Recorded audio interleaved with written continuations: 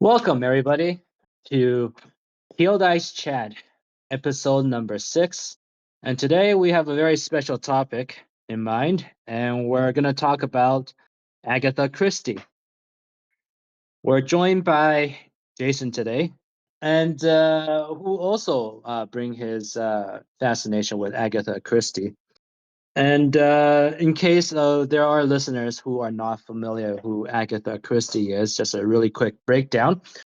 Agatha Christie is one of the best-selling mystery crime novelists. The only kind of books that were outsold is the Bible and Shakespeare.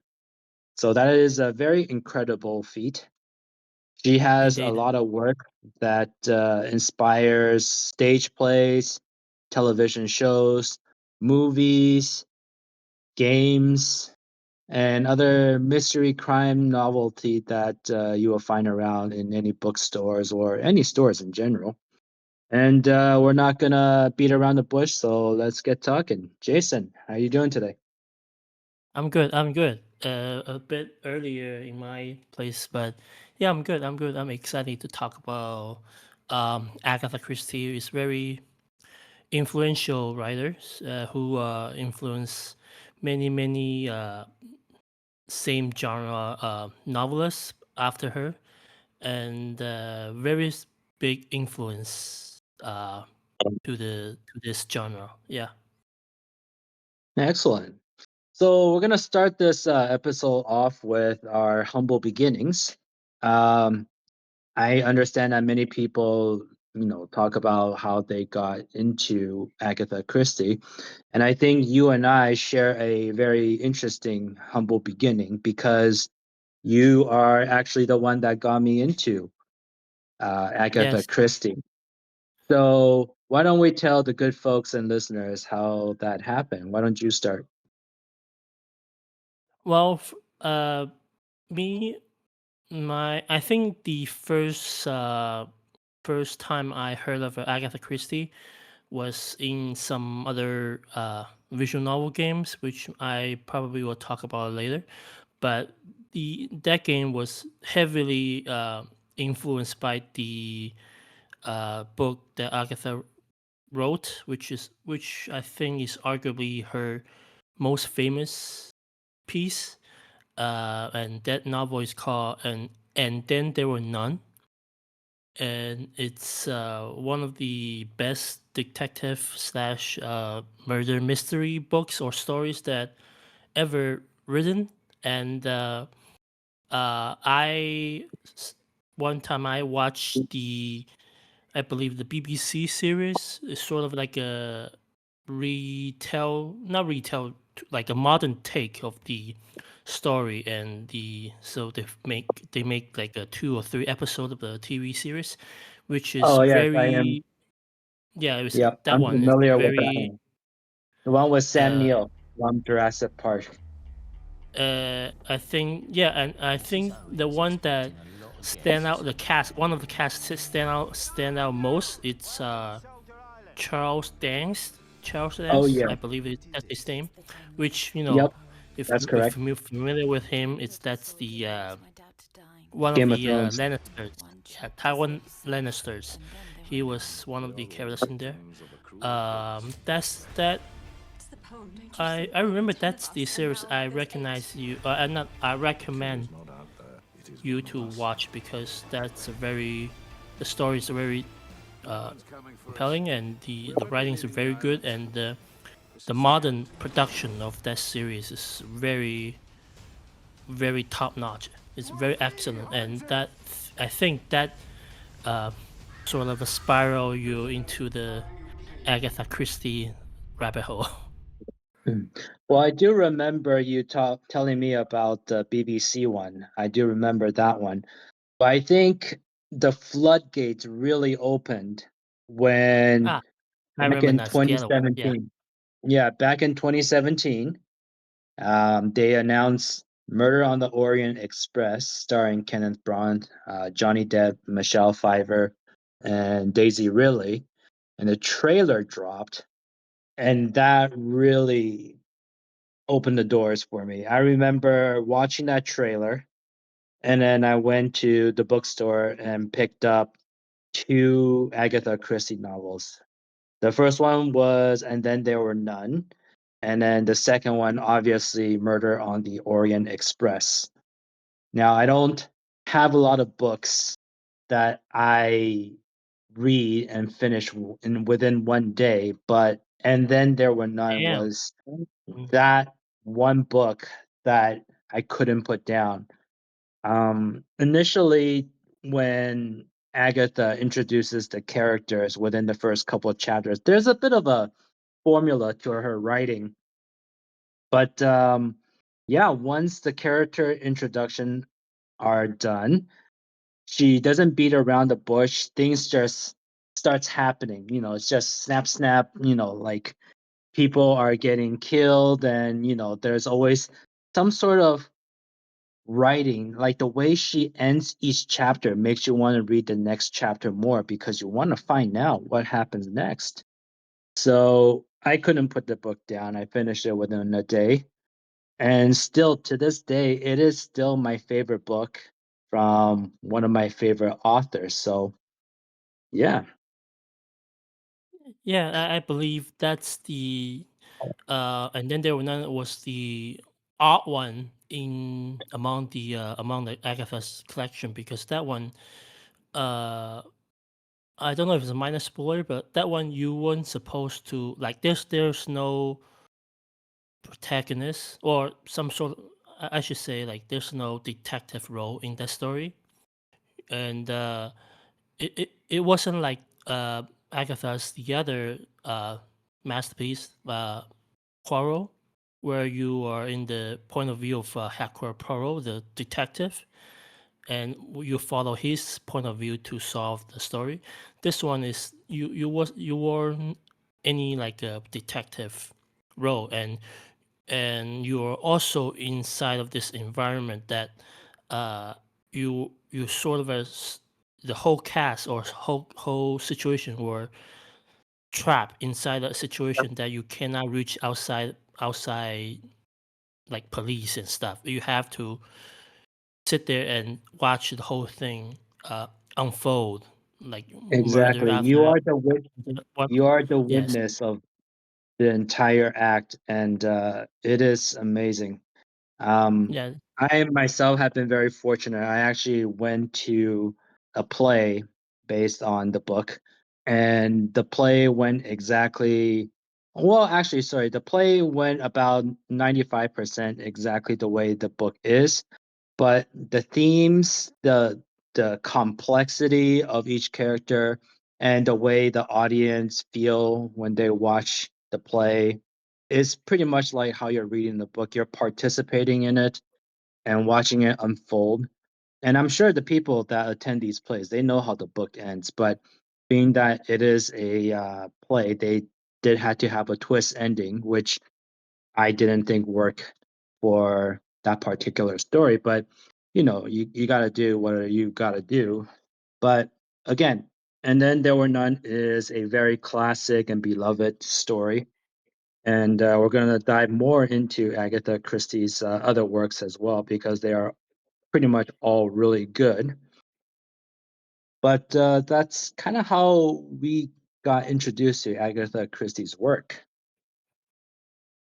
yes. And why don't you talk about the one that really got you into it, the murder on the Orient Express?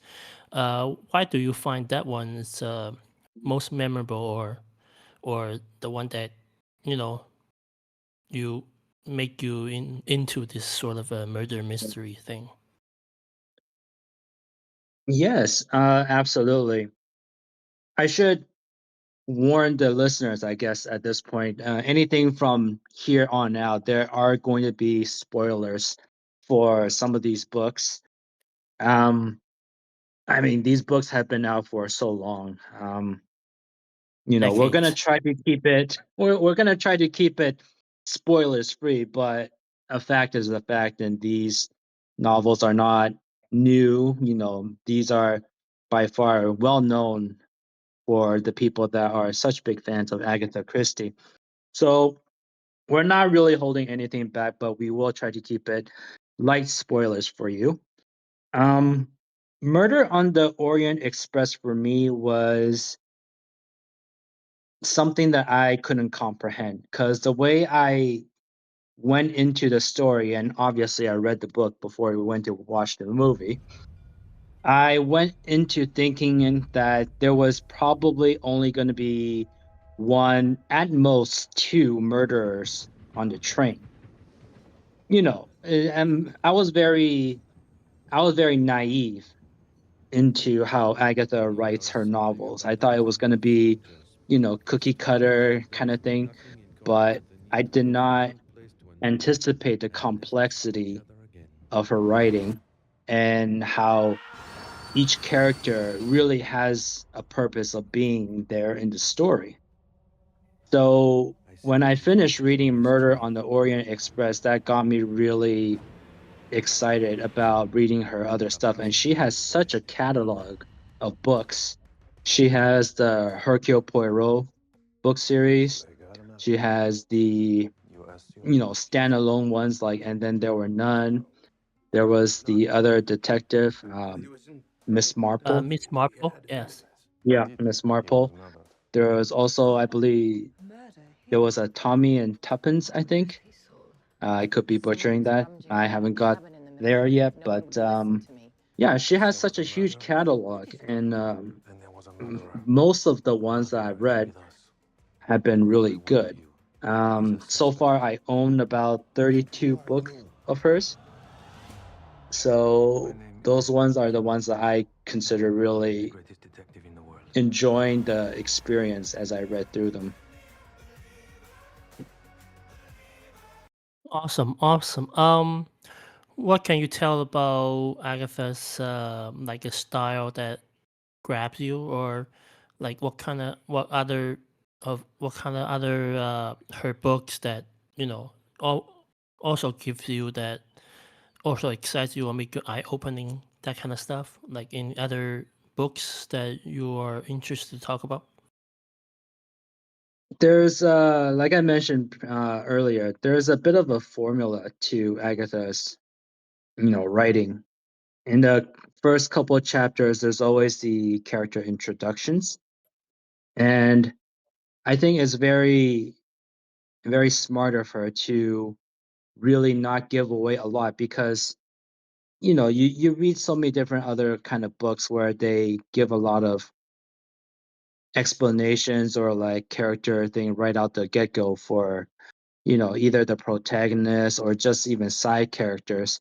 And then sometimes when you get to the ending and they tell you that so and so is the actual perpetrator or the culprit or whatever, and it doesn't really line up to how the character was introduced in the first place. Agatha has a very smart way of writing that she doesn't give unnecessary information away. And a lot of these killings are subtle. They aren't like, oh, I'm just gonna take a blunt object and beat you to death with it. It was very sinister way of killing off a character, either by poison, either by a very complicated like gun shooting where it's orchestrated, where it's not so easy to figure out, who shot the fire. Sometimes it's as complex as just, you know, pushing off someone a cliff. Um, yeah, there's many examples of how Agatha kills off a character, and it's really quite fascinating. I think a lot of other standout features of her books, which I assure you, Jason, will agree with me, is how the killing is done. Very famously, she has method of having someone that has been killed, but it's in a locked room. So it Yes. really makes you think about how, yeah, exactly how a scenario like that, how a murder can happen. And we're definitely gonna talk more about the methods and everything, but it's also very fascinating how she pieced everything together towards the end of the book. And a writer will also have her faults here and there, and like not every book she puts out where the findings and the evidence and the conclusion makes sense. But she has a very good track record. I mean, like a lot of it makes sense and it's really airtight. And I think that's what I really enjoy about Agatha's writing is the fact that it can be so complex, set in a period where complex killing isn't so common, I suppose. Because you have to remember these books are set in like the um, olden English, just after the war. So they don't have technology for the culprit to use. Everything was still very like blunt instruments, poisons, and what have you. And what fascinates me also about these killings is the person's motive. Either be money, be it, someone's in love with someone else. There's a lot of motive. And my personal favorite, and then there were none, is a very good example of, you know, understanding each character's background, what they did to be invited on that island, and the method of how they were killed. Absolutely extraordinary. So ever since finishing reading and then there were none and Murder on Orient Express, I've been a fan. I've been a huge fan. Yeah, same. Although I came to this similar conclusion, being the fan of Agatha Christie or her detective murder mystery novels through the other path, which is for me, I'm not a big book reader, but I fairly enjoyed the movie slash TV adaptation of her novels, and I believe the one I like remember the most, other than the previous two that I mentioned, and also the one that was, I believe, adapted into the film and stuff the most was the book, uh, wait, Death on the Nile. Yes, And a I think, classic. yeah, that was the other famous one. I watched the it's the same BBC series, but yeah, I watched the series uh, played by David Suchet, the famous Hercule Poirot, who played like 12 to 13 season of the TV show Poirot, where he's the main detective on the basically most of the novels, and that one was most memorable to me because the story in the beginning, you fairly typical story where a wealthy person got killed on the trip, and like throughout the story you sort of know who were the most suspective person, but the how you done it is it's very it's impossible to piece together like until the end, where you Mm, know that kind of stuff is very tricky writing, I will say, and the story itself is also sort of easier to understand. It's mm, not too many characters with too uh, complicated relationship between them. Yeah, that one I think it's like one of my favorites, other than and then there were none on the Orient Express. Also, the I believe it's also recently got made into a movie by the Kenneth Branagh again, and Yep. that adaptation was okay, I guess, but is I will recommend the TV series much more. Um, what about you? What's your sort of favorite novels other than those famous two? There's actually quite a few. The ABC murder was a very Ah, interesting one. Yep. The ABC murder, where the murderer essentially is basically challenging Hercule Poirot by murdering people with alphabetically, which is, I understand it's kind of like a draw in some sense, it's kind of like a gimmick, but still, the writing is incredible. And I'm not gonna spoil too much for it, but I understand there was a TV show starring John Malkovich, I believe. He plays Hercule Poirot, and there is a TV series on it as well. But again, absolutely recent? amazing. Is it recent? I don't know. I haven't heard I of it. I think it's about a decade old now, somewhere Ah, along there. okay. It Okay. certainly isn't the newest, but I understand that it was done quite a few years ago. I'm waiting for a new adaptation for either movie or TV series on this one. It's called Murder of Roger Ackroyd. Yes, yes, Um, that's the one. Yeah. yeah, this one I'm very looking forward to because it's one of the few Hercule Poirot novels that's not strictly told from the viewpoint of the detective. Poirot. It's Yeah. actually told from the viewpoint of the murderer. So if they ever do adapt it, I have very big hopes and very high expectations. But you know, part of the fun of being an Agatha Christie fan is that when they do make movies or make TV shows, it's about how they incorporate the story into, a visual for the audience. It's difficult as based on some of the earlier episodes we talk about where they make Silent Hill into a movie. If you haven't had a chance to check that out, please do. Oh So dear Lord.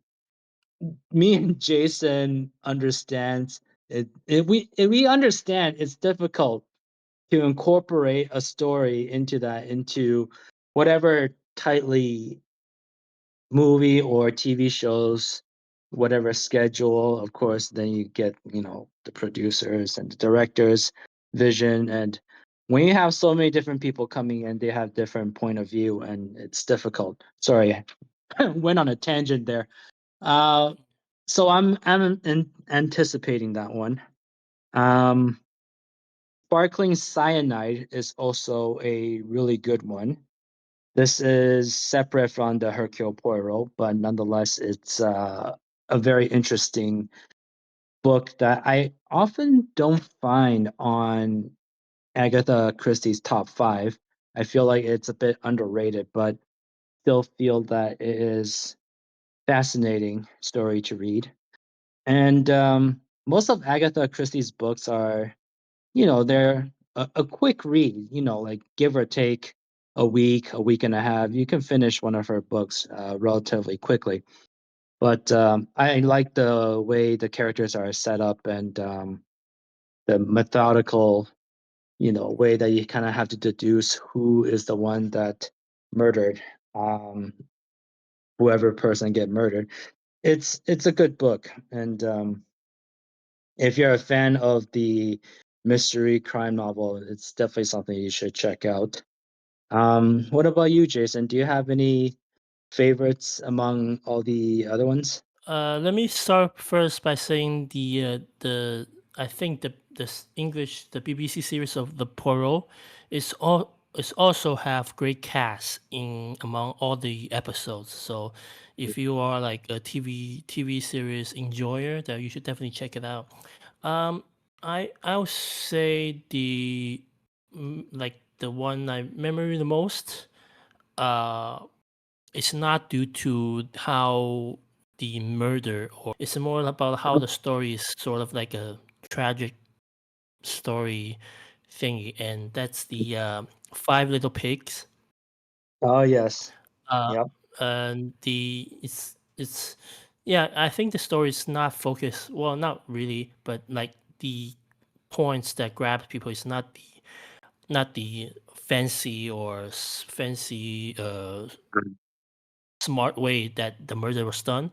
Is that how like a relationship can be, can be broken, that kind of stuff. Like it's it's just like a very sad ending, that kind of stuff. And Yep. but on the side, I watched the series, so I don't know if it deviates from the novel original source. But yeah, the TV series is definitely very exciting to watch, and it also helps that the the uh, the person who got killed is also from Game of Thrones. So Yeah. I remember yeah, so that it's episode. Yeah. yeah, It's a it's a very interesting episode because it's basically a passion killing. It's yeah, about a lover's quarrel, and what's interesting is that the murder had already taken place a while ago. So it yes. wasn't even really a recent You murder where you there are you fresh. Yeah, you weren't Yeah. supposed to like you were meant to solve it or catch the killer, so to speak, or sort of Yeah, it's like revisiting an old cold case, basically. yeah, And I don't know how you went into Five Little Pigs, but I I kind of knew who the murderer was going to be. I didn't know how yeah. the story was gonna tell and lead me on to you know showing me What why the what got culprit did the what crime. got we Yeah, yeah, how we got here, that kind of stuff. yeah, but it was very. It's like you know who did it, but you don't have the evidence. And again, that's part of the charm of Agatha Christie's writing, right? I mean, you know, just because you think you know the person, but at the end of the day, crime does need evidence to be presented, So yeah, that's a very good pick, Jason. Yeah. Uh Mm. yeah, there are also many other uh good novels and that stands out like Three Act Tragedy. Uh I don't know if you remember that one. I will tell you and be honest, Jason, I read 32 I read Oh, 32 you haven't read that novels. one? You haven't read that I'm one? pretty I'm pretty sure I did. Whether or not Uh, I remember, completely different because you had to imagine, I went into collecting Agatha Christie's book hard. If I yeah. couldn't find it in like a proper bookstore, I would go to a secondhand bookstore to find the book.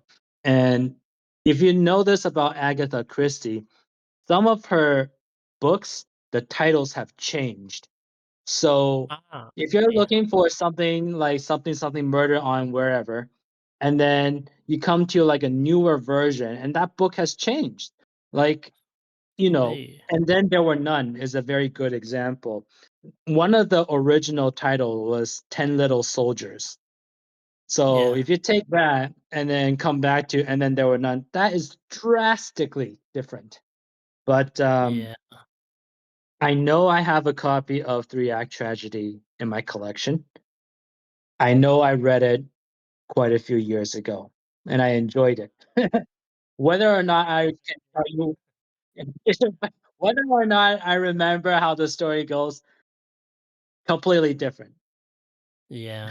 Because a lot of her books have sort of a similar settings because they're on the same time period, after World War II, I think, or one or World War II, and Yeah, a World War lot of them II. are yeah, and a lot of them are like you mentioned earlier, it's about the same stuff like something heritage, someone have to inherit a lot of lump sum of money and then murder happens, that kind of stuff. Then what's your so to speak standout pick for one of her books other than the one we already mentioned? If I have to if I have to introduce somebody to Agatha Christie's book, I don't think I would deviate away from what's already been mentioned because there's a reason why those books that we mentioned so far are classic. And Yeah, I personally have a few that I, again, flew under the radar, but I still feel that you would, uh, you know, be good to check it out. Dumb Witness is a really good one. It's a bit on the longer side, but there was also another one. Why didn't they ask Evans? Is a good one. mm, Um, to okay, new readers, I really suggest checking out some of the earlier books that we mentioned. And then there were none. Death on the Nile, Murder on Orient Express, Three Act Tragedy, Five Little Pigs. Those are really good picks. Um, they basically give you a great introduction to Agatha Christie's writing. And you know, I'm sure a lot of the media, either TV shows, movies, or video games now, have seen a lot of her influences. And if you're a fan of like crime solving or whatnot, there's the root of it, you know, either by chance or whatnot, is usually inspired by Agatha Christie's writing. A definitely, lot of popular shows, like Family Guy, for example, has an episode dedicated essentially to And Then There Were None. The episode is And Then There Were Fewer. It's the episode where Muriel Goldman and Diane Simmons are killed off. Sorry if you didn't know that. But if you've been following Family Guy, then you know that they are no longer part of the show. But yeah, it's influences like that that really showcase what Agatha Christie's writing has become. definitely, yeah. Uh, like I mentioned earlier, the one thing that got me into the detective murder sort of a mystery wasn't any the novels. Was actually a VM visual novel. You would say it's called Umineko Nakukroni. When the seagulls cry, or when the sea cats cry. The story mainly uh, heavily drawn from And Then There Were None. The synopsis of the story is it's about like essentially like a family, a rich family from Japan back in 1986. Right. They all come together for like a family meeting to talk about similar stuff, heritage and stuff, and catch up together for old times, while they you slowly understand, and like each of the family members have their own agendas and motives and stuff, and then there all of a sudden like a storm comes, and then all of them are trapped on the island for a few days, and then the murders happened, and mass murders happens, and people die one by one and stuff, and you're in the point of view of the protagonist, one of the younger uh, kids that sort of have to witness family members getting murdered. uh, Basically all of the murder were committed in sort of like a locked room situation where you can possibly think of a way that any human could done this, and and then the story unfolds. uh uh and then I mean later on the story have some sort of the supernatural elements in it, but that's a very long and different topics. It's a very long to talk about it, but essentially the story is basically copy the format of the And Then There Were None, and yeah, like I kind of surprised that this novel was written like this visual novel was written nearly 20 years ago, and it's still today catch up, that like still new readers or interest and then do this kind of like enjoying this kind of readings and like a lot of people were doing like a let's play on YouTube and stuff, and it's always exciting to see new readers like experience this kind of story like in different format. I mean, even if it's in the visual novel format, like people like were drawn, and then with the different style of the flow of story, and people, but generally people still excited about the this kind of story. What about you? Any other like TV show or movies or other books or uh, stuff stories that heavily influenced by Christie that you found very good? No, I think I pretty much laid it all out there. I mean, like you mentioned previously, the 3 episode BBC and then there were none is a show that I watched again and again, time after time, because it's just the acting in it is just so fascinating.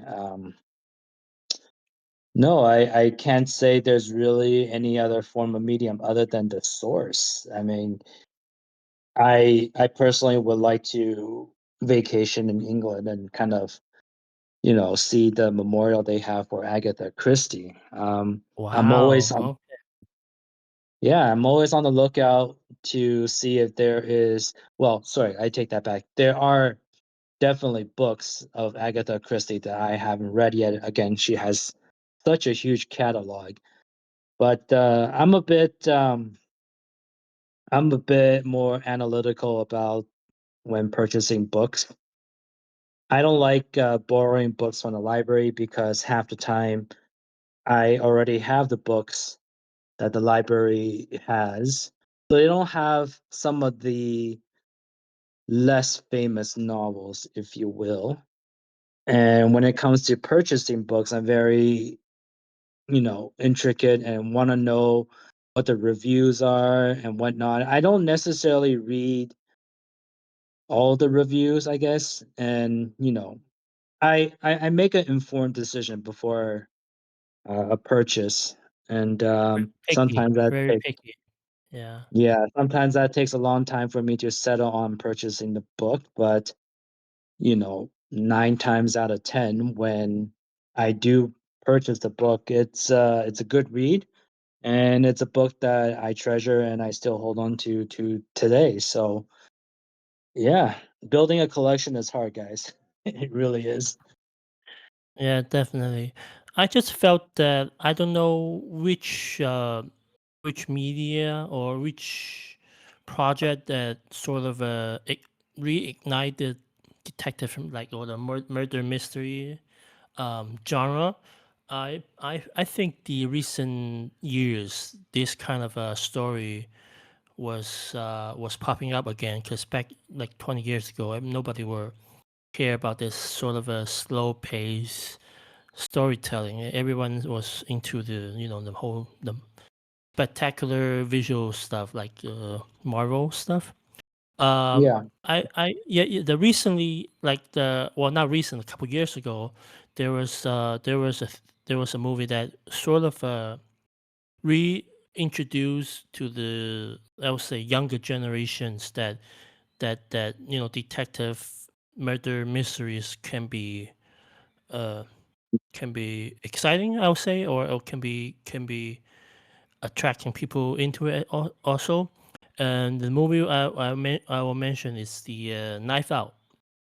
That one was a very first of all, it's sort of an original story, and the way they produced the film, or at least the first one, was very very exciting. And then I believe that one got many young generations moviegoers into this kind of genre because yeah that was the in I believe in the Hollywood or the Western stuff that I mean it got like two more movies come after the series. Like it's like a original IP now. So Exactly. yeah, Yep. yeah. Even though the second or the third one, yes, it wasn't as good as the first one. The first one's always the one stand out. But I mean, people will watch it, I guess. Also, the Kenneth Branagh, the remake of the movies too. He's the director and also plays the Hercule Poirot, the detective. I believe he also made three movies based on the Agatha Christie's books. He made, and then there were none. Uh, I believe that that's the one Johnny Depp wasn't in it, right? No, that's Murder on Orient Oh Express. yeah, Murder Express. Sorry, I mentioned the wrong name. Murder Express. And then there was like Death on the uh Nile. yes, and then the third one is the uh Murder in Murder on the the Venice or one something. The Italy something like one. that. That one, yeah, the one with Michelle Yeoh in there. Yes. I yeah. So I mean, this sort of movies were popping up. So it's always good to see people reintroduced to Agatha Christie's stuff. Uh, I mean, in I would say in Japan, Korea, or China, this kind of novel never went away, and although in different format, uh, there was a very popular anime slash manga series that still exists today, and it's called Case Close. Uh, uh, Most people known by a different name, Detective Conan, Not where Conan the detective, O'Brien. not Conan O'Brien, although he made an episode of that show to Japan, refer Yes, he to that did. that sort of situation, yeah. And Detective Conan was basically a very young and talented detective, got into some sort of trouble and got poisoned, and then the side effect is that he turns into like a primary school boy, but he still has the brain of the Of an magnificent adult. detective. Mm. Yeah, so Mm. he's basically like a young detective solving cases that most of them are have you know more or less borrowed by the borrow from the Agatha's cases, or similar to that. Yeah. There was also a yeah, that one's quite popular and is still going today, even though it's kind of been talk about that it drags too long and that kind of stuff. And then there was a lot of memes about that little boy that he is the true killer because everywhere he went, this murder happened. So Yeah. yeah, and I there's another manga slash anime series. It's called the Kendaki Case Notes. The Kendaki is the name of the protagonist. It's sort of a similar setting where he was like a high school student in this case, and he has some sort of detective Mm. ability. But that case was more uh, grounded, where the one Conan that there was like a lot of you know you say because a lot of children are involved, so the case was kind of simpler, and the story was sort of like a sitcom thing. So it won't like a one or two episode length of the case, so it wasn't that complex or complicated. Where the Kentucky case notes usually last much longer, in whether in manga or in anime series, and usually the murder was also committed multiple killings instead of one. So that one, if people are into the manga, Mm. Japanese manga style stuff, yeah, that one's a good read as well. It's very classic. Um, I'll say the one of the other stuff I will recommend is the Japanese TV drama. Uh, I believe in the title is called Your Turn to Kill. Sam, you should definitely check this out because it the setting is very much the same as the and then there were none. Uh, basically, it's talk about one of the sort of apartment buildings and stuff, and you introduce multiple families living into there, and then there was like killings happened, and Mhm. it's very good writings up until the end. I would say the end Oh, was really? What, they fumbled it's it? yeah, they I would say the logic was there, but it's hard to imagine someone that has a ability to do some of the things in there.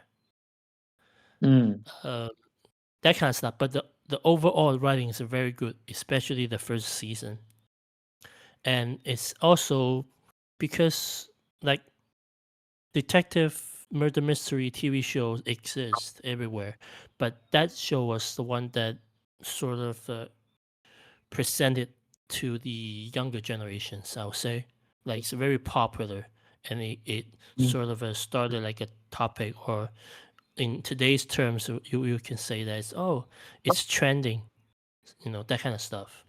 Mm. So I'll definitely recommend it to people, especially you, Sam, because I know you love J drama.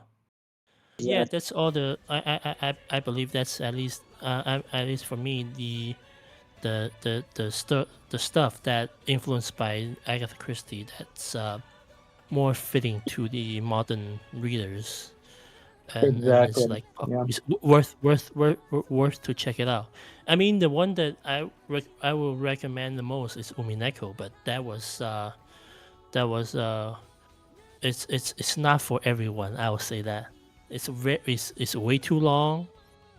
I believe people calculate it's longer than the Bible. It's some part of the story is kind of drag along. Although I would say the payoff is a very well put together, and but yeah, and yeah, I mean it would take me hours to explain that one, but you know if people are interested, people can definitely worth a shot to check that one out. But yeah, Well, Sam, what about you? Yeah, I remember attempting Umaneko.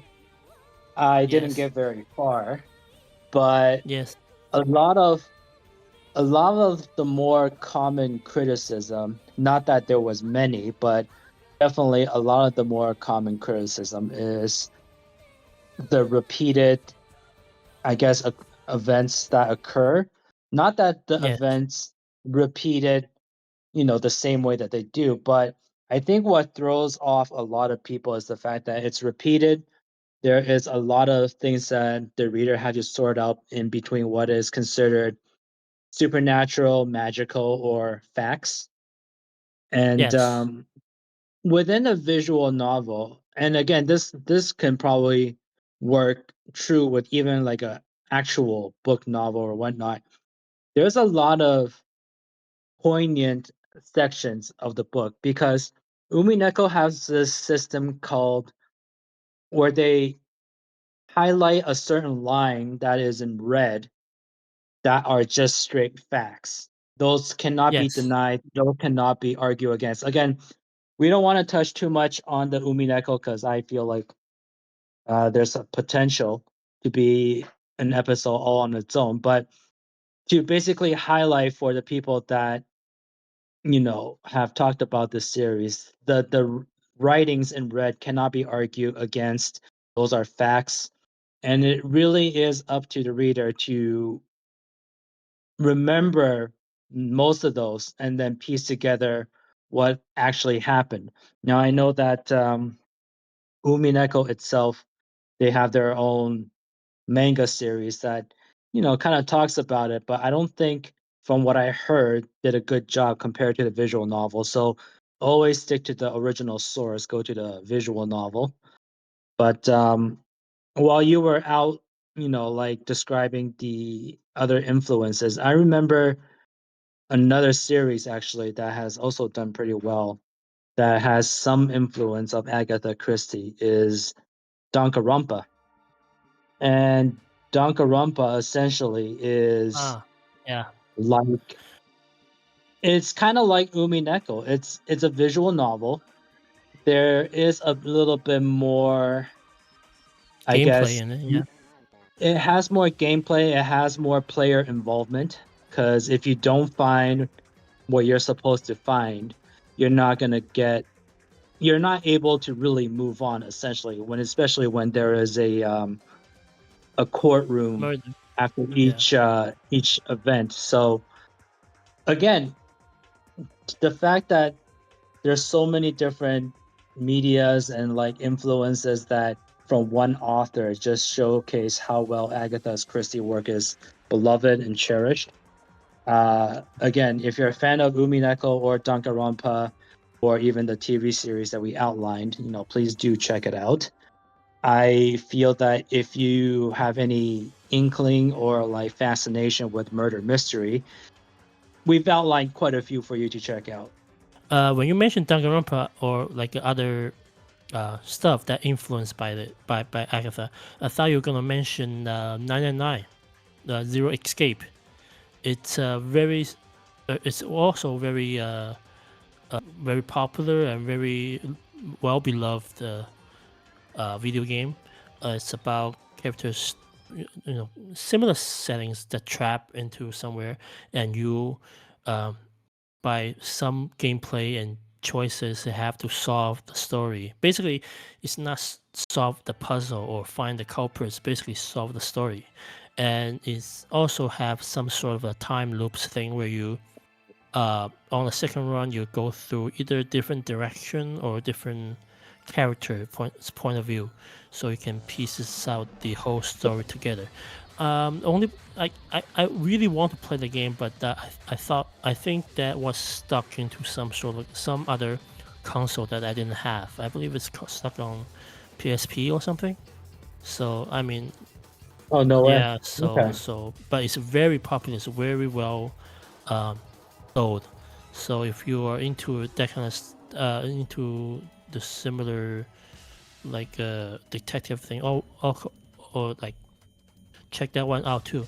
Yeah, I felt that those ones were like I love that how the modern video game, or you can say weeb culture, like more or less influenced by the Agatha Christie's books, because the writing about the detective or try to solve the puzzle stuff is very exciting. The writings, like so yeah, Definitely.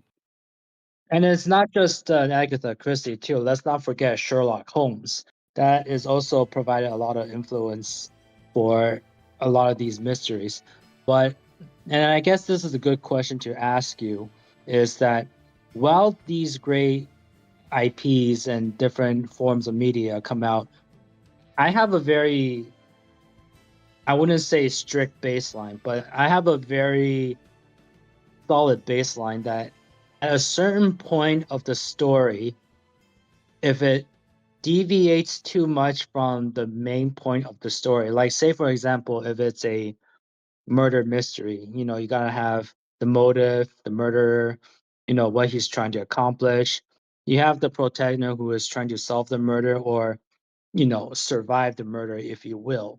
Like again, Danganronpa, Umneko, they have both great IPs, but even Danganronpa for me, sometimes what takes me out of it is that by the end you get to, the last few chapters, they get so incredibly elevated and deviate so much from the murder mystery, the fun of it, that it's just it kind of becomes a little bit too fantastical for me. I don't know if that makes sense, yeah, because the right? yeah, because the author obviously wasn't trying to recreate Agatha Christie. I mean, there's of course there have some other grander settings and stories that he will try to write about, like Danganronpa. So he tried to introduce the whole despair syndrome or whatever, the whole world building. So I mean, it is kind of sort of take you away from the mystery and stuff.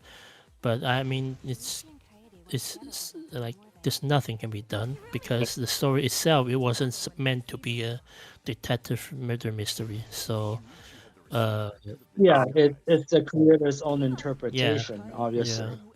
You know, but it's kind of taking it from like murder mystery to like world domination, or or whatever, in a yeah, sense of that kind like, of stuff. yeah, with Umineko, it was like trying to find out the murderer, but then you get so caught up in the magical, and then you have all these different witches that come into play, and like side characters that, okay, well, you're gonna need a map to like figure out who is who and who does what.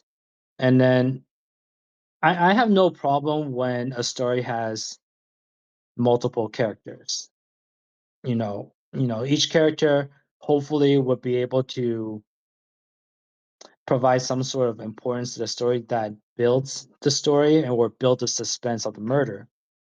Um, I find that a lot of the thing, not necessarily just with like murder mystery, but when you have such a huge cast, it's become really difficult to make sure that Stay everybody has a focused. role Yeah, to play. yeah.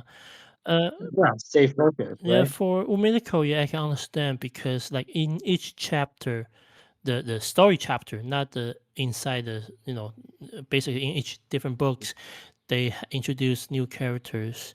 Um, Sometimes it can get very overwhelming because it's hard to imagine a detective or well not really detective but like a murder mystery that there's supernatural beings try to sort of convince you that this murder or this puzzle basically cannot be solved. Basically, they try to Beatrice tried to tell you.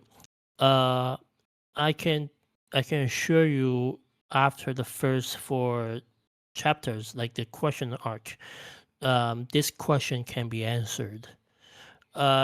It's basically a whole big red herring alibi or whose statement wasn't real or who that kind of stuff. You try to because the whole book wasn't supposed to tell you who the culprit is. You're supposed to figure out what really happens. Yeah, I can Mm, understand people were turned off by that, and also it's the reason uh it got very long because it's a lot in each chapters. So yeah, but overall, if if you're just in for the ride, it should be much more comprehensive. mm, Yeah, and the story, especially the answer arc, the in the view of the detective figure, and then you sort of it provides a very good explanation of the magical beings and why the main character shift his stand in later stories. But yeah, it's a very complex and complicated visual novel, and I believe there are a lot more definitely. visual novels that have the same similar murder mystery. No, not always murder, but mystery elements in there. That it's you can see the shadow of Agatha Christie's books. Definitely. Well, I hope you guys enjoyed this episode for our interest in Agatha Christie. Thank you so much for holding on to our fascination rant. That's essentially kind of like what it's like to basically either read an Agatha Christie novel or enjoy the many, many media form that she has influenced. We hope you enjoy this episode. Please leave your comments if you have any fascination with Agatha Christie that you want to let us know about. And yeah, and with that, we're going to close this episode. Thank you so much for listening, and we'll see you next time. Bye.